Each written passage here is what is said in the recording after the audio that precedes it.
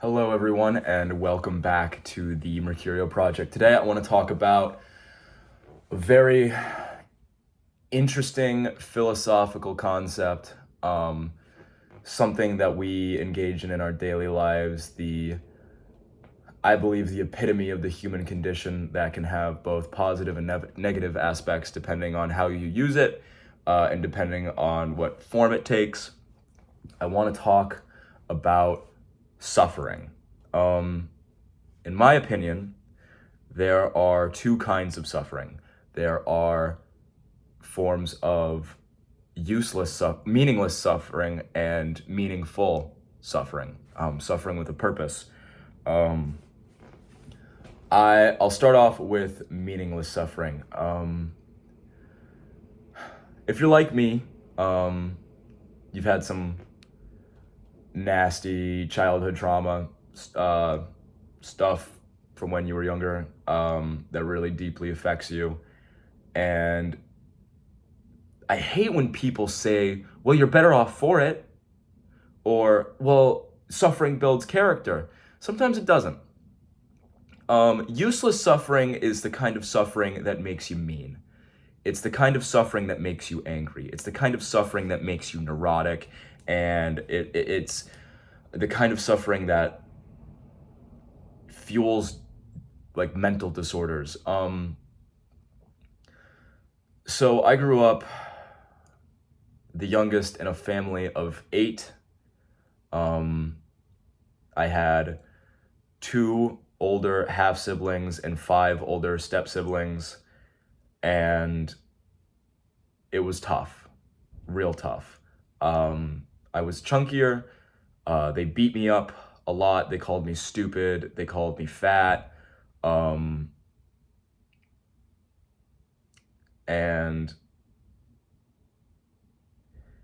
it just made me horrible. And then when I got older and in school, I don't know if I can even say this on YouTube, but I'll say it anyway. Kids would call me gay and stuff in school, push me down the stairs. I remember this one time, this girl, I was on the bus and she was filming herself taking my hair and slamming my head into the bus window and recording me and laughing while she did it. And that's that kind of suffering that has no point. It has no purpose. It is just people being cruel for the sake of being cruel, and there's no point in it. I'll open up a little bit more. I'll talk about how this negative suffering really affected me, because I had felt so invalidated my entire life, so put down. So I constantly sought external validation. And I think that kind of began when I started working out. I didn't want people to call me fat anymore, so I started working out. And then I got this praise for my body. And it felt so good. It felt so good to be wanted and to be seen, and I don't even want to say to be loved, but just to be not have some kind of value, to not be worthless.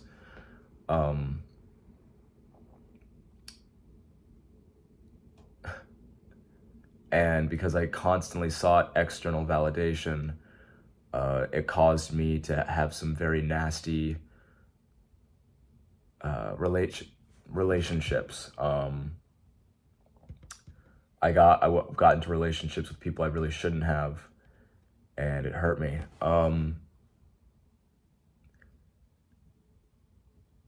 I think the person I sought the most approval from was from my former stepfather. I looked up to him for a brief period of time. And when I was 19, I came home from college and I had a really tough semester. And he sat me down and he said that I was a pathetic waste of space and that I wasn't going to amount to anything. And then he kicked me out of the family and told me I couldn't see my stepbrothers anymore because I was a failure. And that hurt. And there's no meaning in that kind of suffering. There's no meaning in that kind of pain.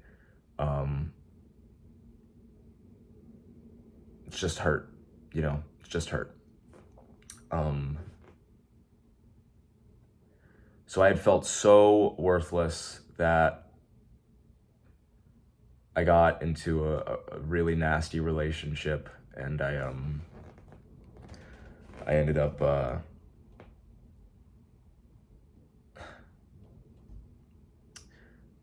coping in some negative ways, and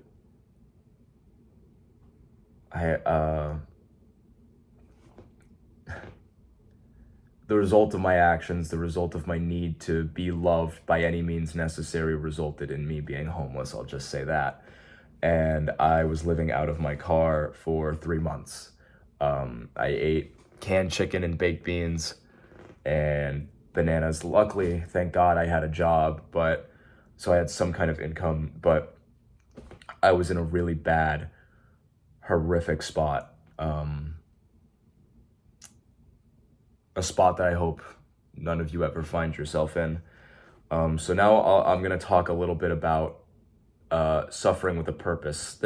There are forms of suffering that are beneficial. Suffering's beneficial if you are doing it for a cause, or if you're able to find some kind of meaning in it. So I know that certain religions engage in fasting. Fasting could be considered a form of suffering. It's self-induced starvation, but they do it for a religious purpose, and they have a meaning to it.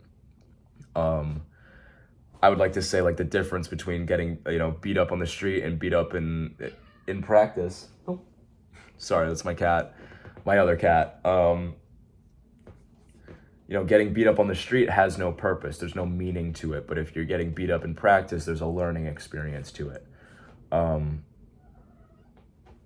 What's up, baby?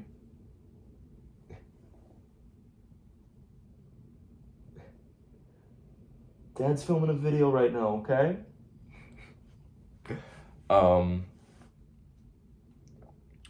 So, as I was engaging in this brief stint of homelessness, I made sure that suffering was productive, and I tried to find a meaning in it. So I was spending basically all the money that I wasn't using for food, gas, and the car for therapy. I was going 2 or 3 times a week, and I was really trying to get into the crux of what the hell is wrong with me,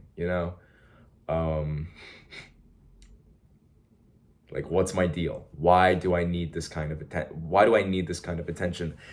And as I was alone and I had no friends and I was living a very minimalist lifestyle, we'll say that, I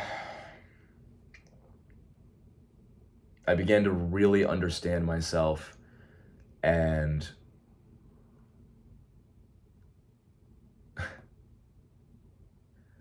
try to understand, like, why I engage in these self-destructive behaviors. And through therapy, I realized, yes, I need to seek attention because I had been invalidated my entire life. And through understanding that, I was able to learn to love myself. And I don't mean that kind of self-love where it's like, oh, I'm perfect. It's like, no. That kind of self-love where I acknowledge that, yes, like, I did horrible things. Yes, I'm neurotic. Yes, I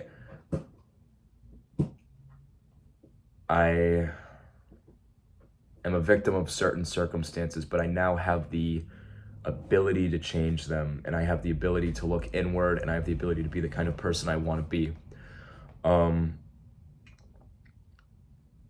So the person I wanted to be, I went from being a person that sought external validation to a person that gives validation. I work with kids as a gymnastics coach, and there are some moments where they are incredibly vulnerable, particularly, like, for example, walking across balance beams. And they're young kids, and they are crying, they're freaking out, they're scared to walk across the beam by themselves. There's tears in their eyes, snot running down their nose. And I'm telling them, you can do this. You can do this. You can You can be amazing. You can be fantastic.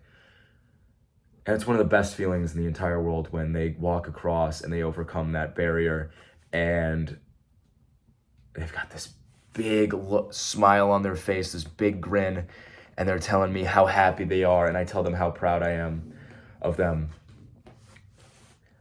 And I love it.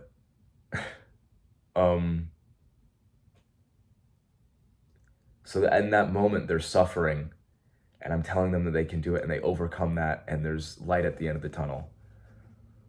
I believe it's Albert Camus. Hi, Peanut. I believe it's Albert Camus who said that one must imagine Sisyphus happy. Sisyphus being the Greek myth of the guy who's constantly pushing the boulder uphill, and the idea is that he finds meaning in the effort that he's doing. Basically, what I'm trying to say is that the suffering that happened to you in your childhood, the suffering that happened to you because of circumstance, is not productive. It is the kind of suffering that damages. But if you can take control of your life now. And I don't mean like wake up at 5 a.m., but I'm saying take control of your life by finding some kind of meaning in the what? By finding some kind of meaning, some kind of lesson in the absolute nonsense that you find yourself dealing with. Because I was able to validate myself to be the only person I needed, I was able to get those sources from that external validation, but from more positive sources. I'm in a very loving and committing relationship, and it was the first time in my life I had ever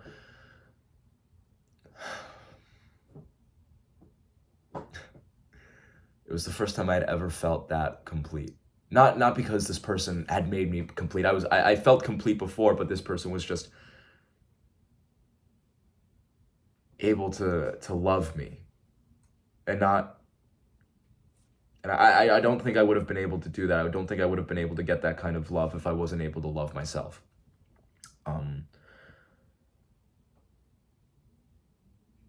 So if you're going through hardship right now, I'm very sorry. It sucks, and I'm not going to tell you that you're better off for it. I'm not going to tell you that it's that those things made you stronger. No, you make yourself stronger.